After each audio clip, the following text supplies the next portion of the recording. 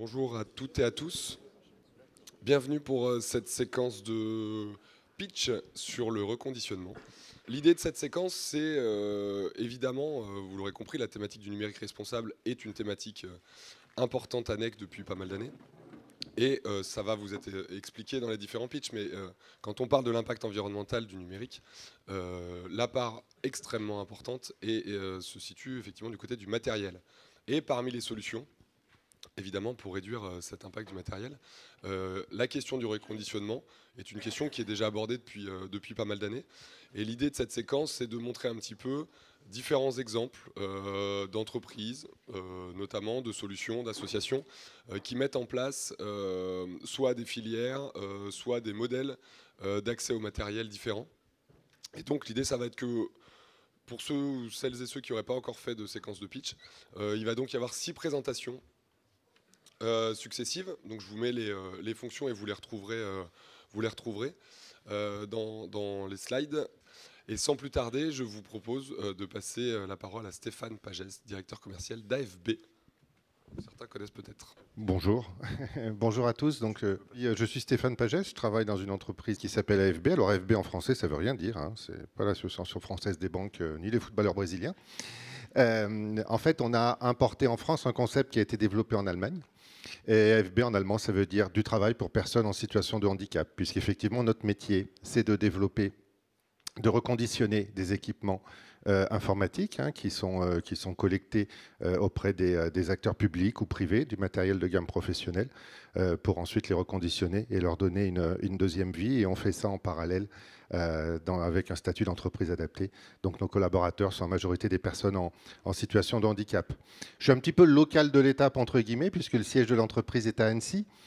Pour autant, on a une politique, comme vous allez le voir, de développer des sites de reconditionnement et de retraitement dans toute la France. Vous voyez, on est en Atlantique, on est en Normandie, on est en Alsace.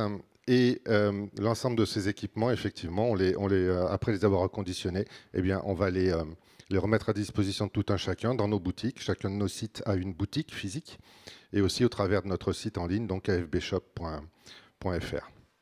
Voilà, comme je vous le disais, la démarche, c'est effectivement de reconditionner du matériel avec une approche où on a copié, entre guillemets, le modèle de nos collègues allemands, c'est-à-dire d'avoir des sites régionaux. Il y a un objectif, on va dire, de circuit court dans tout cela, c'est-à-dire que les équipements, eh bien, ils sont collectés, ils sont par nos équipes, ils sont retraités, reconditionnés. On essaye aussi de les remettre en circulation au plus près de là où on les a collectés, même si avec le développement de la vente en ligne, aujourd'hui, ça devient de plus en plus compliqué de garder ce côté circuit court, mais en tout cas, nous, on y tient, parce qu'on ne peut travailler que grâce à des entreprises ou des collectivités qui nous font confiance, qui nous confient leurs équipements localement.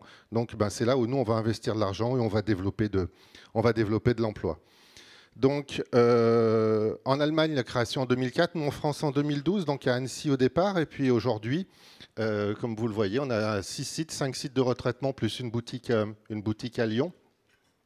À peu près 200 personnes aujourd'hui en France, dont une centaine en région Rhône-Alpes, avec, comme vous pouvez le voir, en fait une démarche qui est une démarche donc locale, mais un process qui est identique, donc une offre qui peut être totalement européenne, puisque même dans les autres pays, l'Autriche, la Slovaquie ou la Suisse, on va traiter les équipements de la même façon et au travers des mêmes outils. Un processus de traitement, je ne vais pas rentrer dedans. Voilà, on est dans la technique, juste pour dire qu'il n'y a aucune sous-traitance et que tout est fait par nos collaborateurs depuis la collecte, avec nos petits camions, jusqu'à la partie revente. Pourquoi est-ce que c'est important ? Parce que reconditionner pour donner une deuxième vie, l'objectif écologique, environnemental, il est évident. Pour autant, si on veut pouvoir le faire comme il faut, et si on veut pouvoir attirer des entreprises à nous confier leurs équipements, puisque si personne ne nous confie leurs équipements, on ne peut pas travailler, eh bien, il faut avoir une démarche la plus professionnelle possible. Et le fait de n'avoir aucune sous-traitance, c'est pour garantir la sécurité des équipements et la confidentialité aussi des données qui sont dessus, puisque bien évidemment, nous, on va tout détruire comme données, mais si les équipements ils ont été manipulés par un transporteur ou autre entre-temps, on ne peut plus garantir ça à l'entreprise. Donc on a vraiment l'objectif de la sécuriser au maximum pour qu'elle ait le moins de freins possible à nous confier ces équipements à retraiter. Tout ça, ça permet, il y a quelques slides, hein, puisque c'est pas très long comme présentation, et je suis vraiment à votre disposition pour en parler plus avant ensuite. On a développé des outils avec un organisme suisse qui s'appelle MyClimate, qui nous permettent de donner un bilan environnemental écologique de l'action de l'action de reconditionnement sur les matériels qui nous sont confiés. Comment ça se passe? Eh bien, ça veut dire qu'on a étudié, on connaît les bienfaits écologiques du reconditionnement d'un ordinateur portable. Hein, vous avez tous les chiffres. Hein, un ordinateur portable, ça demande 1,7 tonne globalement de matières premières pour être fait, hein, dont 1,5 tonne d'eau. C'est une émission de gaz à effet de serre. Et bien voilà, nous on a intégré tous ces calculs pour chaque type d'équipement dans la matrice. On en retranche tout ce que nous, on utilise comme énergie, comme matière première pour faire ce travail. Et on sort un bilan donc, qui est un différentiel donc, qui représente les économies environnementales qui ont été générées par le retraitement de ces équipements. Et pour chacun des partenaires qui nous confient leurs équipements, on leur remonte ce rapport qu'ils peuvent intégrer dans leur bilan carbone ou dans leur bilan RSE. Donc quelques chiffres, l'année dernière, un peu plus de 110 000 équipements collectés en France, hein, autour de 200 personnes, 70% en situation de handicap. Mais encore une fois, ce qu'on veut mettre en avant, ce n'est pas notre statut. On a choisi d'être une entreprise adaptée, c'est notre choix. Pour autant, ça ne remet pas en cause la qualité du travail qui est fait. Et l'objectif environnemental, ça c'est notre métier aussi. C'est important de faire du bon boulot, parce qu'il faut d'une part, encore une fois, sécuriser les entreprises ou les collectivités à nous confier leurs équipements, mais on a aussi le rôle, par rapport à tout un chacun, client potentiel, de leur assurer sur la qualité d'un produit reconditionné qu'il va acheter. Ça fait 70 ans, quand on achète une voiture, tous autant qu'on est, où on se pose la question, est-ce que je l'achète neuve ou est-ce que je l'achète d'occasion ? Aujourd'hui, la solution de seconde main, c'est plus uniquement sur les voitures. Nous, c'est de l'informatique, c'est de la téléphonie, mais c'est aussi des meubles, des vêtements, des jouets. Et si on veut que ce réflexe, entre guillemets, se développe dans l'état d'esprit de tout le monde, eh ben, il faut, notre rôle à nous, c'est de faire du bon boulot, c'est-à-dire de rendre des équipements qui sont de qualité, qui sont propres, qui sont garantis surtout. Et puis s'il y a un souci, parce qu'on n'est pas dedans, eh bien voilà, on a du support, on a du service après-vente, on a de la réparation. Et encore une fois, avec l'objectif que l'achat d'un produit reconditionné, ce ne soit pas uniquement un acte militant, ni limité aux gens qui n'ont pas les moyens d'acheter du neuf, mais que ce soit juste un choix intelligent, un choix judicieux par rapport aux besoins que l'on a. Alors, je n'ai pas dit notre statut, on est une entreprise adaptée, soit, mais on est une société privée à but non lucratif. Qu'est-ce que ça veut dire ? Ça veut dire que l'objet de l'entreprise, c'est de développer de l'emploi, et c'est de développer de l'emploi autant que faire se peut pour des personnes en situation de handicap. Donc ça, c'est le premier aspect social de nos structures. Le deuxième aspect, c'est aussi de pouvoir fournir à tout un chacun, même s'il est dans des situations peut-être pas forcément financières faciles, des équipements, encore une fois, qui sont de qualité. Et on fait ça par nous-mêmes et on le fait aussi avec certains de nos partenaires. J'ai mis quelques exemples ici, des projets solidaires qui se sont développés. On a vu cette fracture numérique et cette précarité numérique, exploser aux yeux de tous au moment de la crise sanitaire. On l'a vu pour des étudiants qui se sont retrouvés dans leur chambre en CTU avec seulement un smartphone pour suivre des cours. Pas vraiment simple. Ou également pour des écoliers qui devaient faire l'école à la maison. Et voilà, le seul PC qui était disponible, c'était celui de papa ou celui de maman, et puis ils en avaient besoin, eux aussi. Donc il y a pas mal de solidarité et d'opérations qui ont été lancées à ce moment-là. On a essayé d'en accompagner quelques-unes. Donc là, j'en ai listé quelques-unes avec la métropole de Nantes, avec l'Université de Lyon, avec l'Université de Grenoble, avec des entreprises qui nous suivent depuis longtemps, comme Somfy.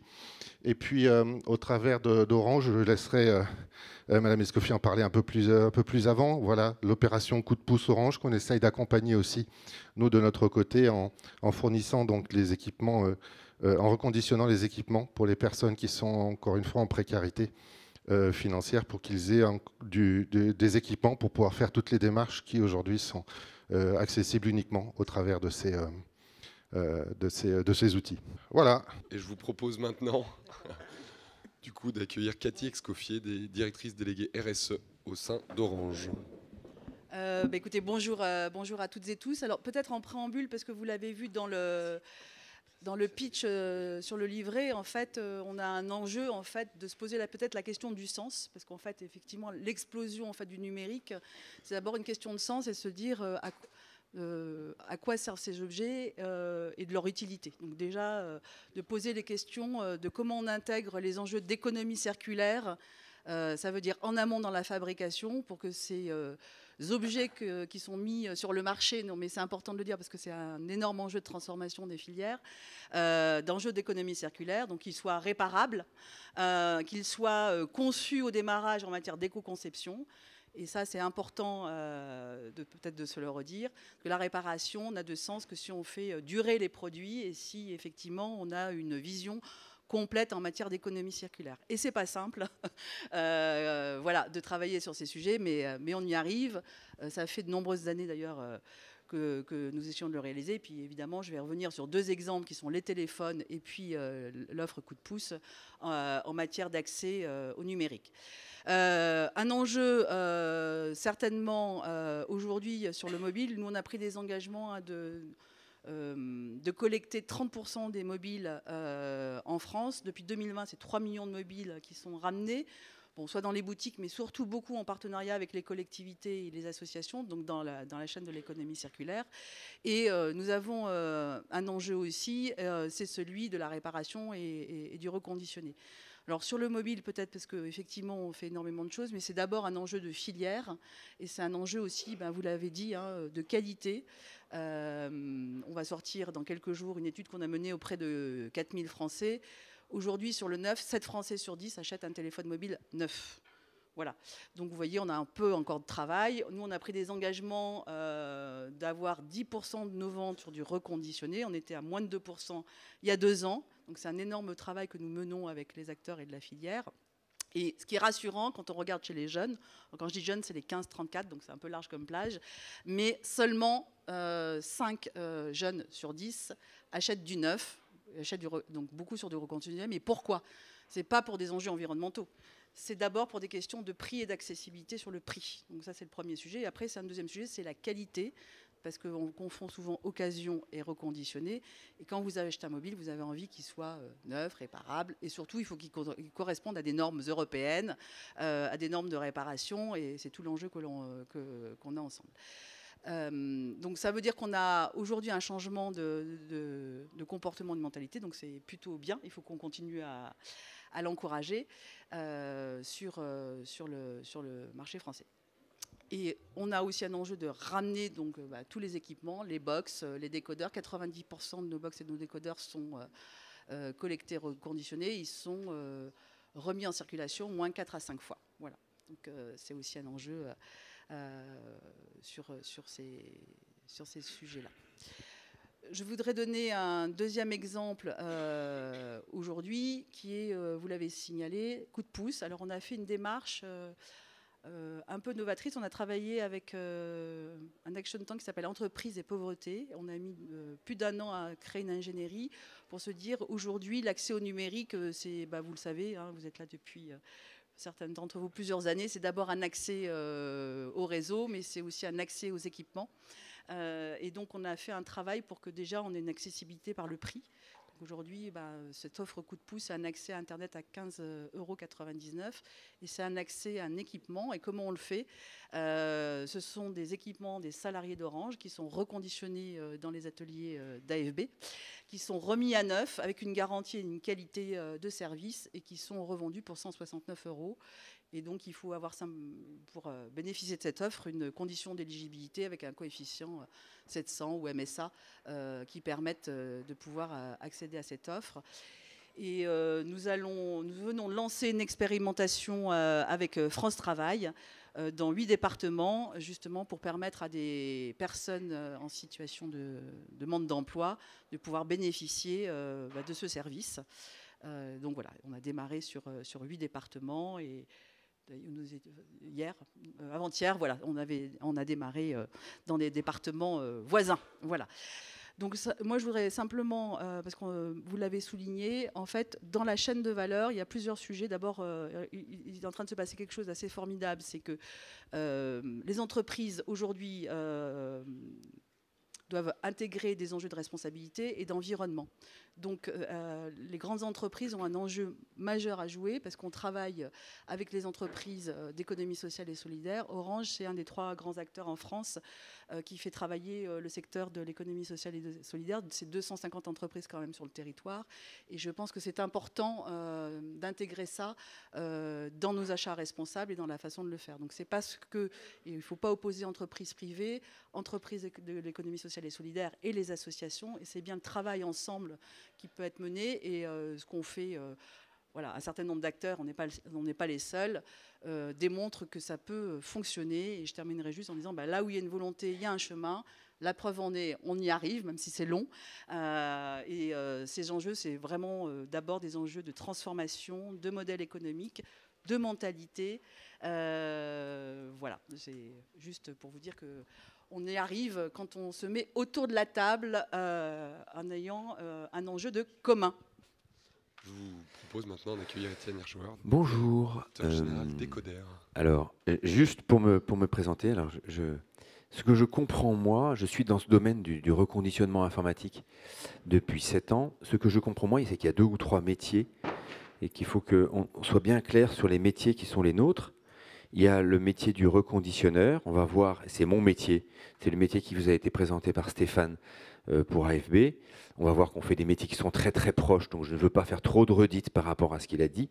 Et puis ensuite, pour des structures publiques comme les vôtres, il y a comment est-ce que je peux le redistribuer, comment est-ce qu'il est utilisé, et comment des personnes en situation de précarité peuvent avoir accès au numérique dont on a tous besoin pour pouvoir vivre aujourd'hui.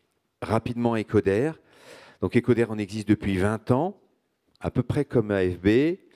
On est une structure qui remplit 3 objets. Un objet social, 80% de nos effectifs sont soit en situation de handicap, soit en situation d'insertion. Voilà, un objet social donc très fort. Un objet écologique, on reconditionne du matériel informatique. On en reconditionne à peu près 70 000 ou 80 000 par an. Voilà, avec le souci d'optimiser entre ce qu'on a collecté et ce qu'on est capable de revendre, pour que la valeur écologique soit bien respectée. D'accord ? Donc, une valeur sociale, je vous en ai parlé, une valeur écologique. Je veux juste un tout petit mot sur cette valeur écologique. Je m'interroge souvent. Le marché de l'informatique, c'est un marché stable. On vend à peu près autant de machines, de postes de travail en 2024 qu'on en vendait en 2017. D'accord ? Or, c'est très étonnant, mais on a des difficultés à collecter le matériel. Le matériel qui a été vendu en 2017, 2018, 2019, 2020, d'accord, 100% du marché ou quasiment 100% du marché était du matériel neuf. OK ? Eh bien, ces 100%, on n'arrive pas à les retrouver 4 ans après. On n'arrive pas à faire en sorte qu'on retrouve le même nombre de matériel dont on aurait besoin pour livrer le marché en reconditionné et en neuf 5 ans après. Donc pour faire ce métier de reconditionneur informatique, il faut collecter du matériel et il y a un premier enjeu pour faire notre métier, d'accord, c'est de trouver les flux et les gisements qui nous permettent de travailler et de faire notre travail au mieux. Ensuite, il faut produire, et il faut produire dans des normes qui sont de plus en plus précises et auxquelles des structures comme AFB et comme Ecoder se soustraient. Il est absolument nécessaire qu'on se soustrait aux normes. Et enfin, il faut qu'on soit capable de les vendre. C'est jamais le plus compliqué. Vendre sur un marché en progression, on voit bien que le marché du reconditionné, à travers la loi AGEC en particulier, que vous connaissez sans doute, est un marché en progression. Donc on a 2 sujets principaux, et un notamment qui est déterminant, qui est de trouver des gisements sur lesquels on va pouvoir collecter du matériel. Et sans doute qu'on attend de la part d'acteurs comme vous de nous aider à trouver ces gisements pour avoir cette vertu écologique et sociale qui sont portées par nos entreprises. Donc, premier objet pour Ecoder, social. 80% de nos effectifs sont en situation de handicap et d'insertion. 2, écologique. On reconditionne du matériel en essayant de lui donner une durée de vie la plus longue possible. Pour ce qui est d'Ecoder, on a un principe, c'est le principe des tours de manège. Je m'explique. Premier tour de manège du matériel informatique, il est vendu neuf, il est utilisé par un premier utilisateur.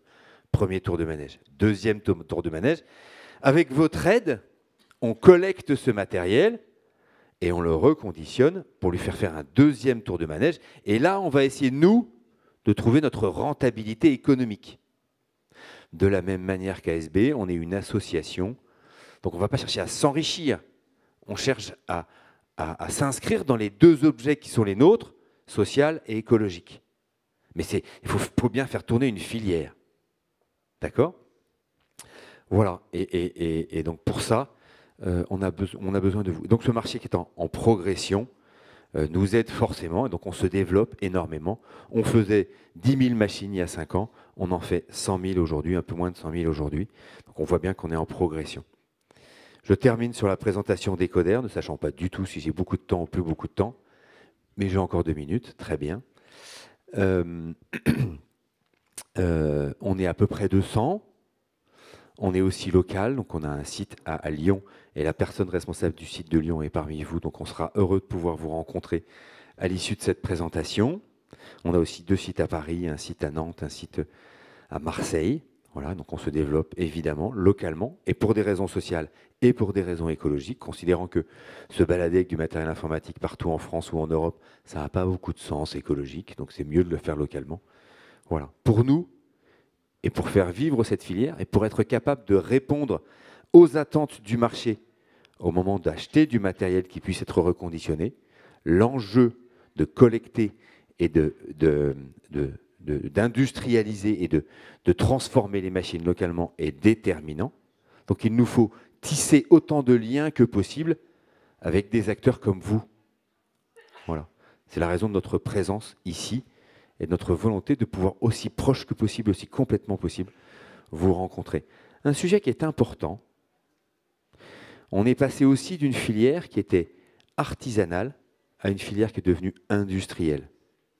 Aujourd'hui, on est capable de répondre à des injonctions de la part de clients importants pour des centaines de machines, pour des milliers de machines. D'accord ? Alors, il y a des choses qu'on ne sait pas encore faire. Il se trouve qu'il y a un marché sur la région parisienne où ils redistribuent du matériel informatique à l'ensemble de leurs lycéens.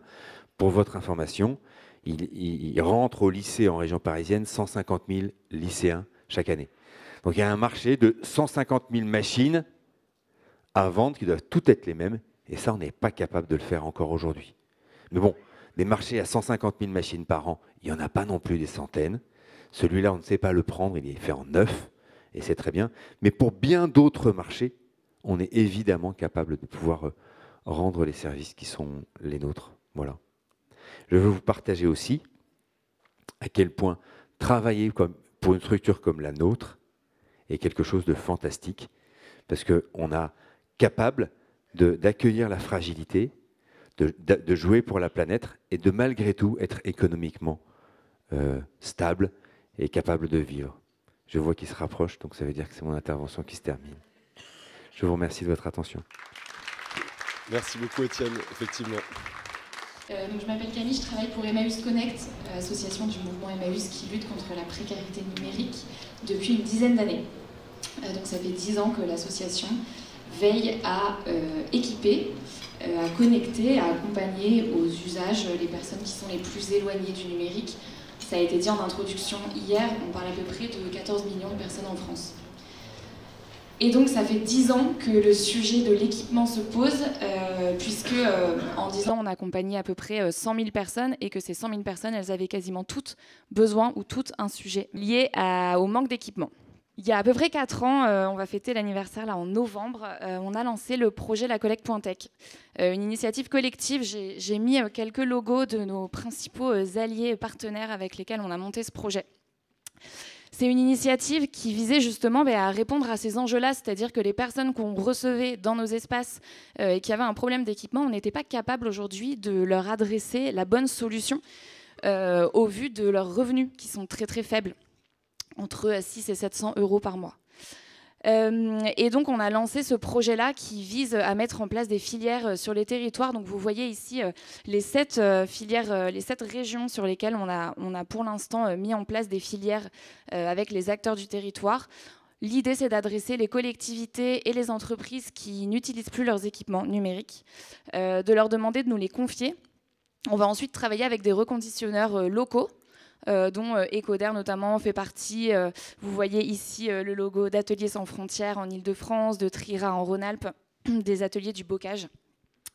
Et donc ces équipements, une fois qu'ils sont collectés et reconditionnés, ils sont prêts pour leur seconde vie solidaire. Par solidaire, j'entends un prix de vente entre 60 et 150 €. Ce qui est déjà une somme en fait pour les personnes qu'on accompagne. Et du coup, ensuite, ils vont être distribués soit via nos espaces à nous, les espaces Emmaüs Connect. Il y en a 13 en France, donc évidemment, on ne couvre pas du tout tous les besoins. Et c'est pour ça qu'on va s'appuyer sur les petits triangles bleus que vous voyez sur la carte ici, qui sont ce qu'on appelle des relais numériques, grosso modo des structures de l'action sociale, qui ont fait appel à nous parce qu'il y a des besoins, notamment en équipement sur leur territoire. C'est un projet, au bout de 4 ans, qui nous a permis quand même de créer quelques petites choses intéressantes pour nous, potentiellement pour d'autres, de la méthode, des outils, des diagnostics sur la mise en place de filières sur les territoires, des outils pour animer ces filières, des outils de traçabilité, de reporting auprès des donateurs, puisqu'on en a parlé, c'est quand même primordial. Des outils de collaboration avec les structures de l'ESS, les structures plutôt qui reconditionnent. Donc voilà, on a accompagné de la mise en place d'ERP, on a un outil de catégorisation des équipements. On aide aussi les structures qui distribuent. On a tout un kit d'embarquement pour les amener à catégoriser le besoin en équipement. Voilà, ça a été dit tout à l'heure, un étudiant n'a pas besoin d'un smartphone pour rendre un DS. Il a besoin d'un ordinateur qui fonctionne bien et vite. VS, une personne qui va lire ses mails une fois tous les mois. Donc il faut bien diagnostiquer le besoin et ensuite pouvoir bien l'adresser. Et c'est ça qu'on propose aux structures de l'action sociale avec lesquelles on travaille. Et en plus de ça, parce que les citoyens ont été très nombreux en fait, à répondre à notre appel à dons, on s'est dit qu'il était grand temps de trouver, d'expérimenter peut-être un dispositif de collecte de leurs équipements à eux, avec un taux de réemploi qui est quand même très très faible. On parle de moins de 5% de taux de réemploi. Donc évidemment, il faut trouver un modèle économique, une logique, quelque chose qui puisse quand même permettre à ces personnes-là de s'impliquer dans la lutte contre la précarité numérique et puis de faire sortir leurs équipements de leur tiroir. Alors, en avant-première, quelques chiffres d'impact. On a sorti l'analyse d'impact des 3 ans. Là, je vous ai mis quelques chiffres qui sont à retravailler, donc voilà, à prendre avec des pincettes. Mais grosso modo, plus de 60 000 équipements collectés en 4 ans. 7 filières régionales lancées, je vous en ai parlé. 25 000 de ces équipements qui ont déjà été distribués.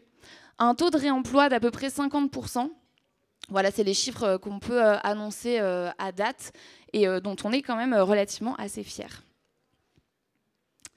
Et puis, parce qu'on a un numérique en commun et parce que ça nous parle évidemment et que c'est un sujet très important pour nous, je voulais vous partager quelques éléments de la suite. C'est quoi la suite pour nous, fort de ces 4 ans de travail et de réflexion?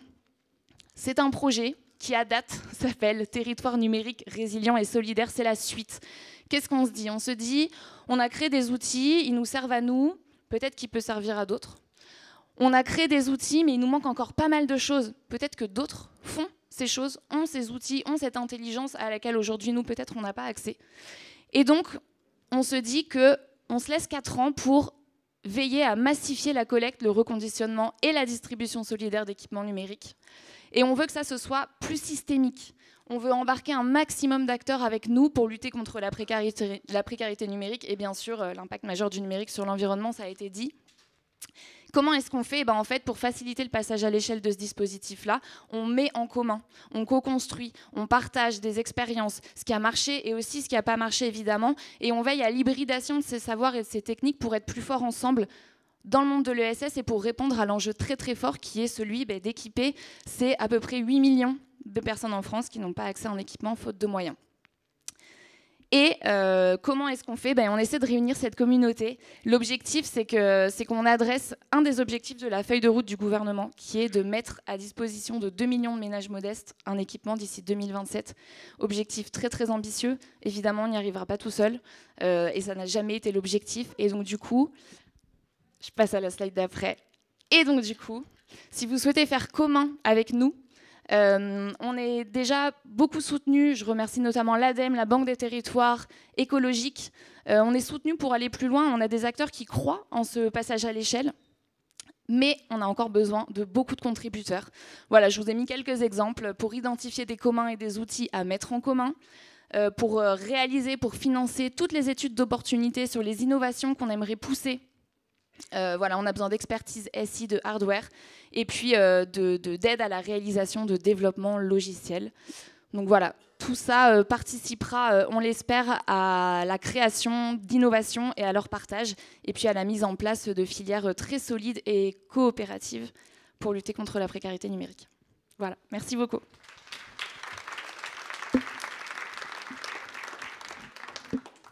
Bonjour tout le monde, j'espère que vous allez bien.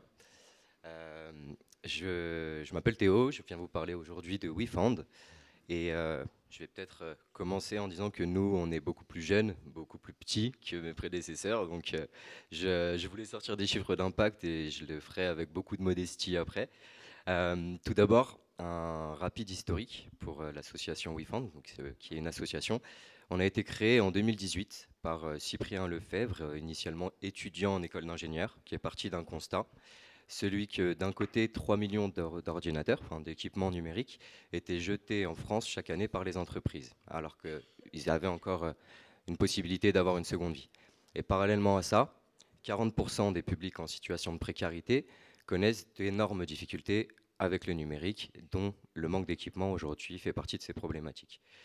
Donc, lors de sa création, il a initié WeFound autour de la valeur du réemploi solidaire d'équipements numériques. Concrètement, qu'est-ce que ça veut dire?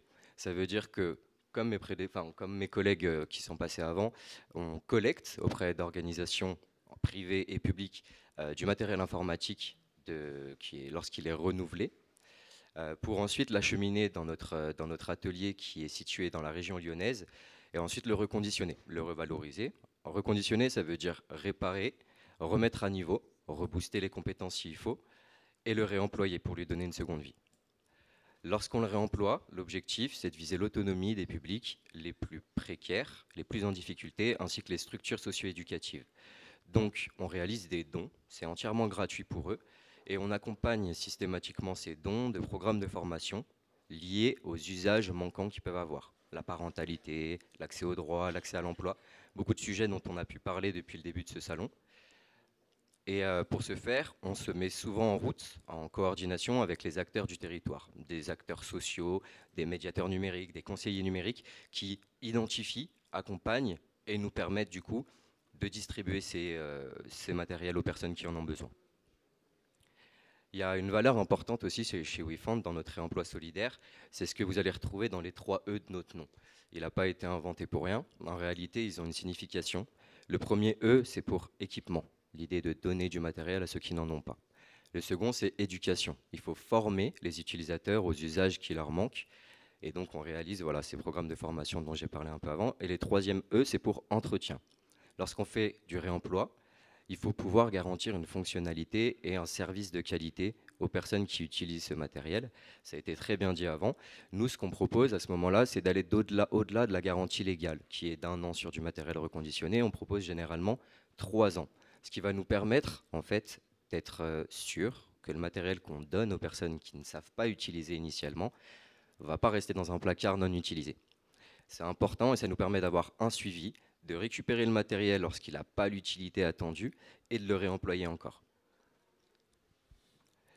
En termes de modèle économique, c'est quand même important que je vous en parle, puisque comme c'est gratuit à la fois pour les structures et les personnes qu'on accompagne, on doit engager des financements ailleurs. Donc là, notre rôle, ça va être de nouer des partenariats avec des acteurs publics. Je cite souvent la métropole de Lyon, qui est quand même un acteur assez important pour nous et qui est très présent dans le domaine de l'inclusion numérique.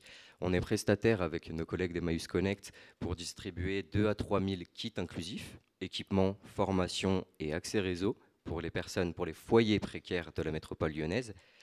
On a également des partenaires privés qui, après le don de matériel informatique, nous font également des dons financiers et nous permettent du coup d'accompagner des publics, encore une fois, en difficulté.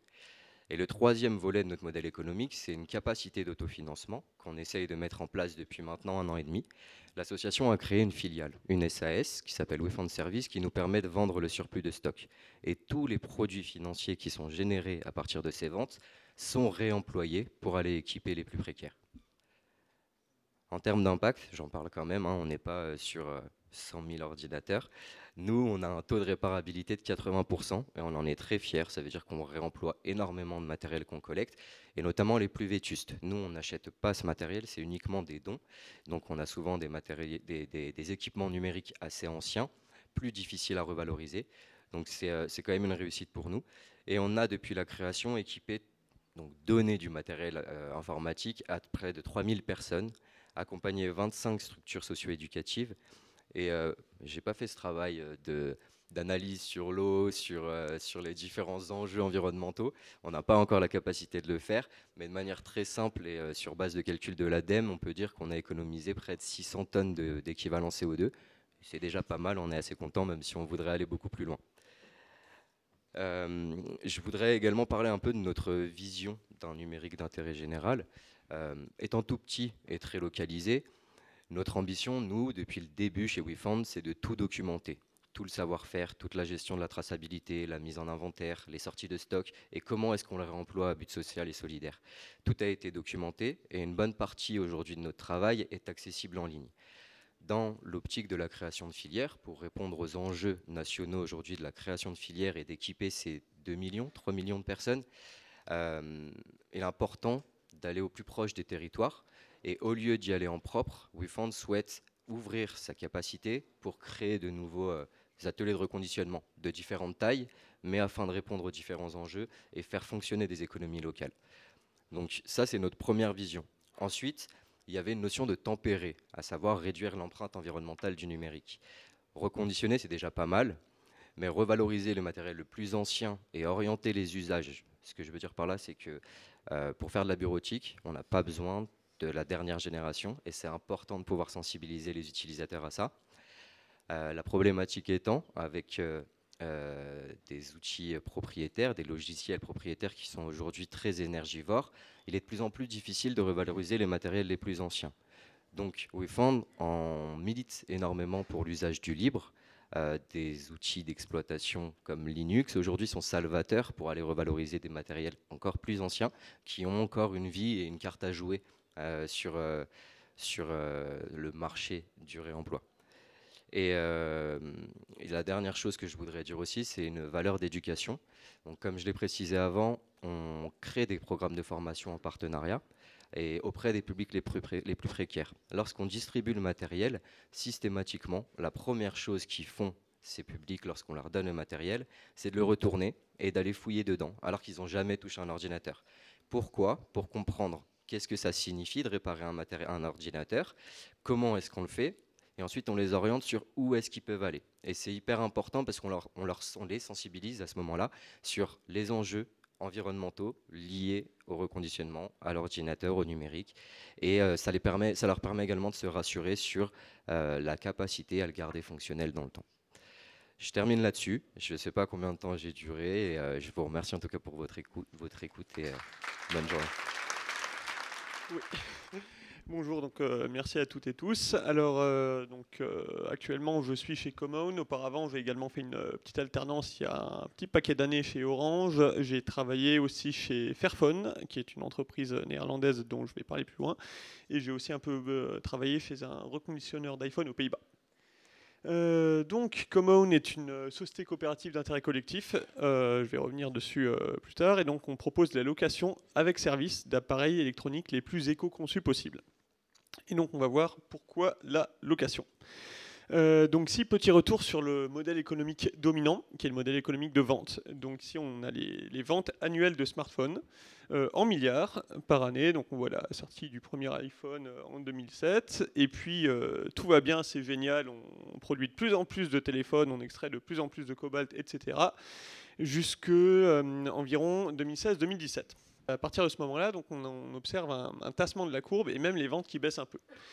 Vous imaginez donc la panique dans la tête du PDG de Samsung et des autres principaux constructeurs de smartphones quand ils réalisent qu'ils vont devoir aller voir leurs actionnaires en leur disant que les ventes ont baissé par rapport à l'année précédente. Donc la solution qui a été trouvée, alors ici je cite Samsung, mais c'est chez à peu près tous les constructeurs, c'est de faire des appareils irréparables.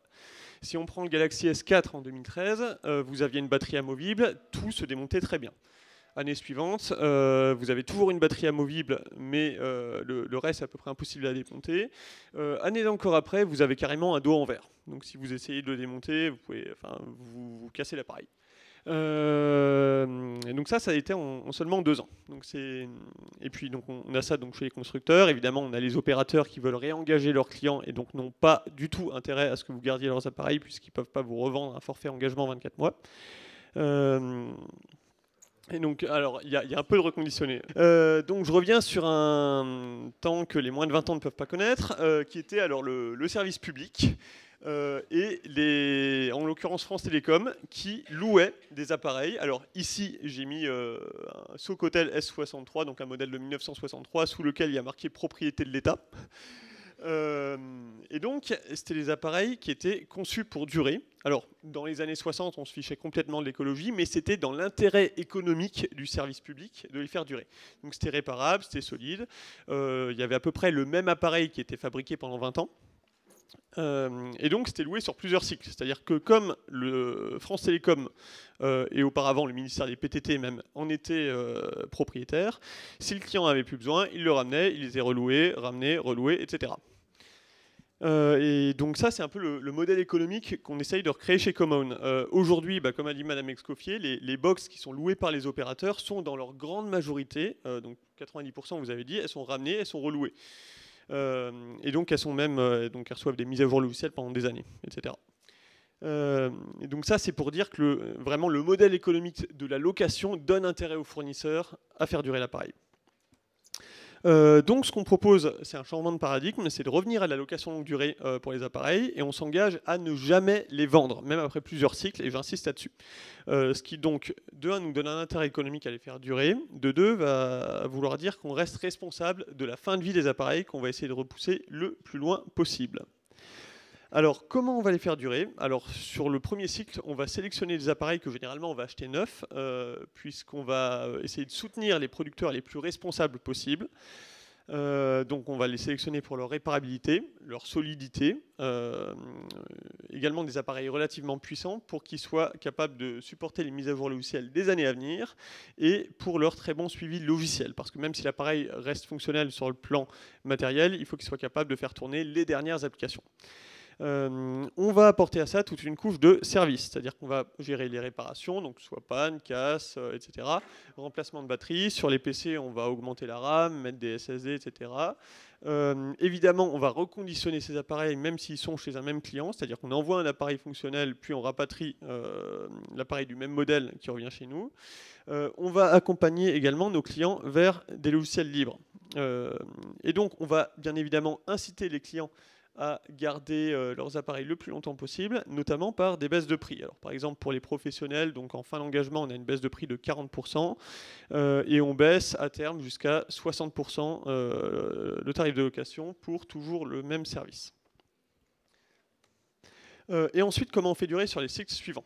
Donc pour relouer les appareils, bien souvent, par exemple, ils n'ont plus de mise à jour de la part du constructeur sur l'Android avec Google. Donc pour les smartphones, on va mettre iOS, donc /e/OS, qui est un Android sans Google, qui est beaucoup plus léger et qui va permettre d'avoir environ 10 ans de mise à jour, contre 3-4 ans sur la plupart des modèles, et qui accessoirement respecte la vie privée.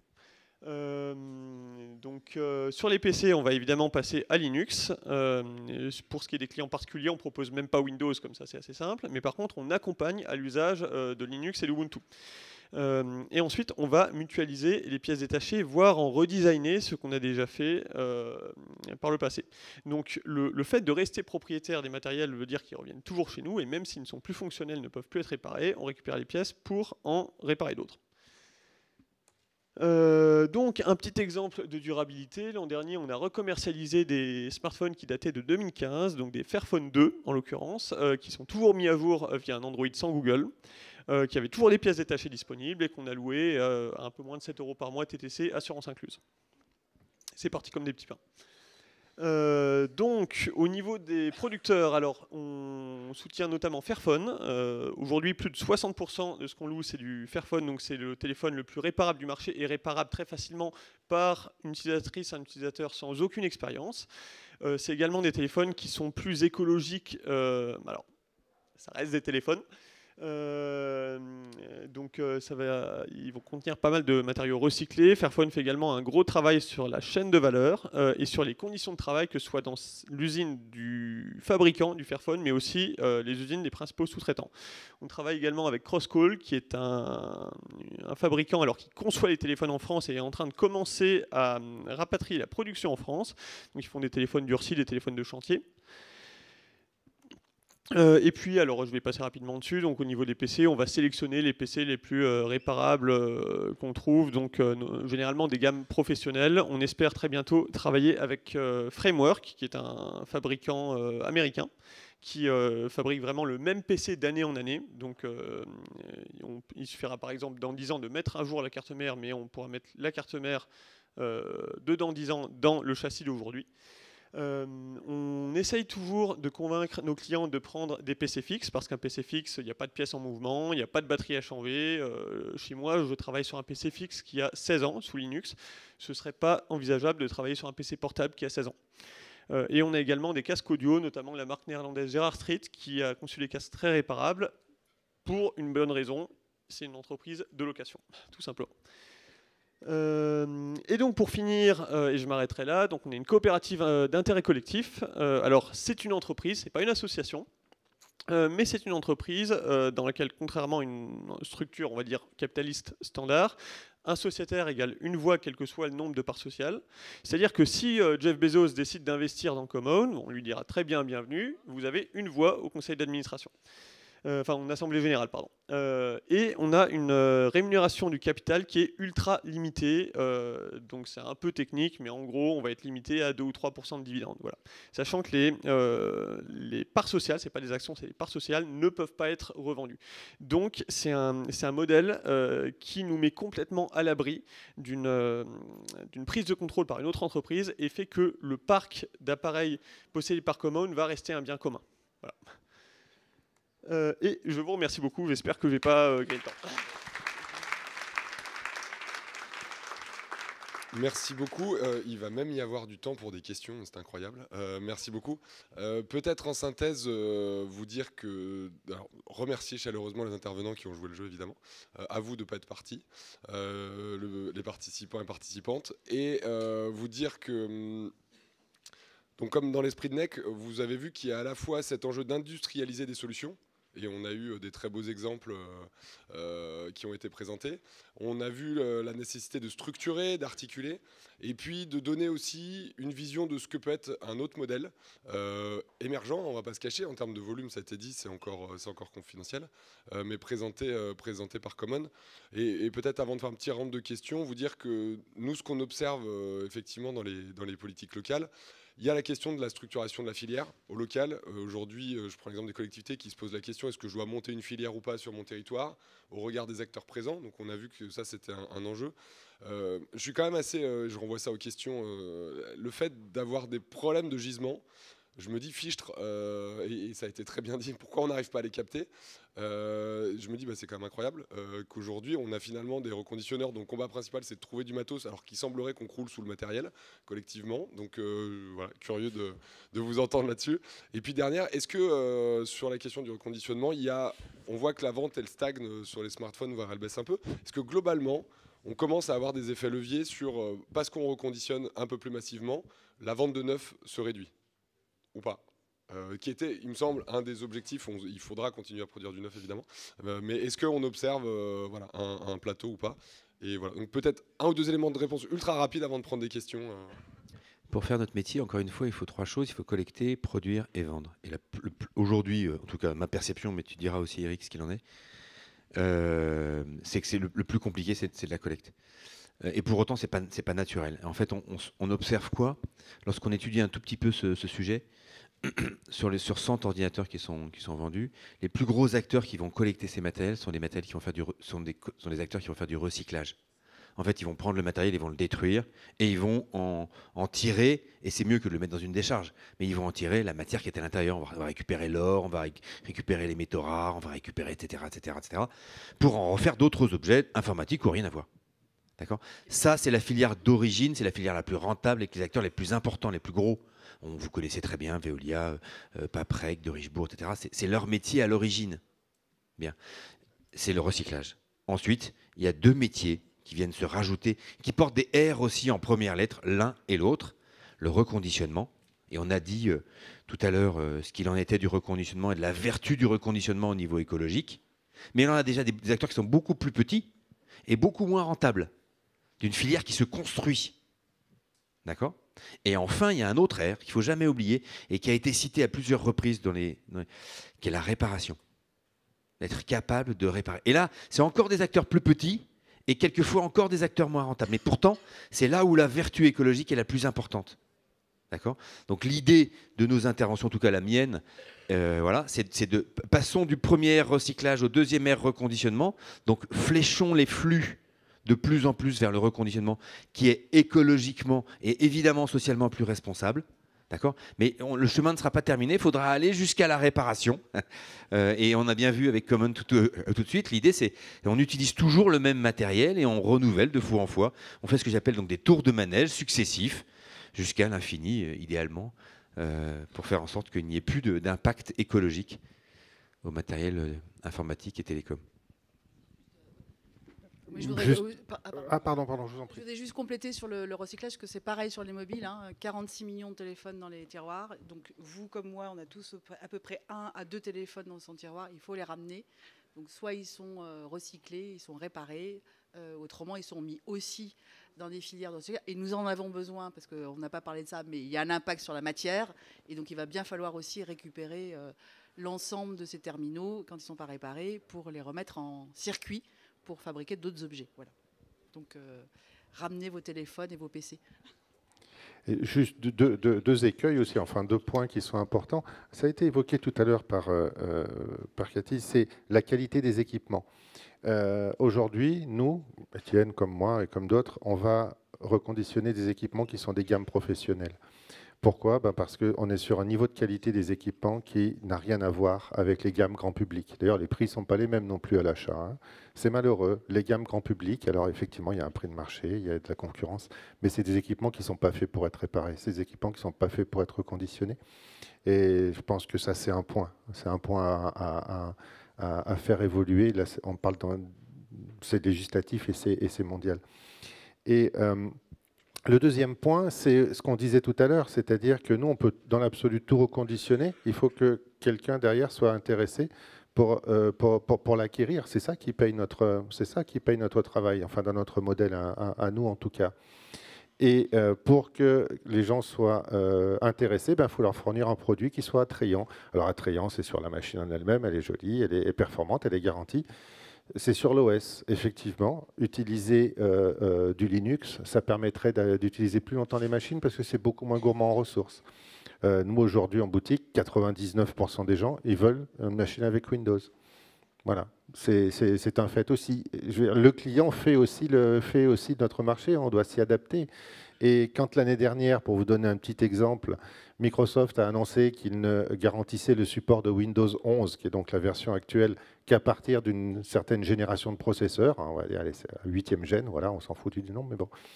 Et les 6e et les 7e gènes, qui avaient une valeur intrinsèque, elle a été divisée par 3 en une demi-journée, alors que même il fonctionne très bien, mais voilà. Donc il y a cette pression aussi du marché, on ne va pas tout révolutionner.